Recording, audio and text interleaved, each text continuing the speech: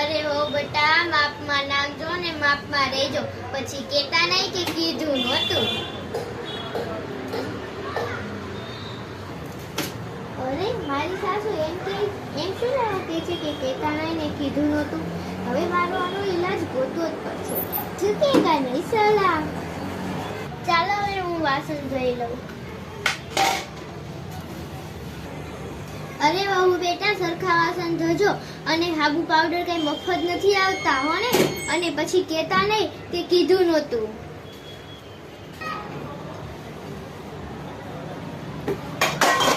બસ હવે સાસુમાં હું આવી જાણી જોઉં છું કે તમે મને રેસ્પેક્ટ કરો છો. હું પણ મારા મા બાપની ત્યાંથી શીખીને આવી છું, શીખા વગરની નથી આવી.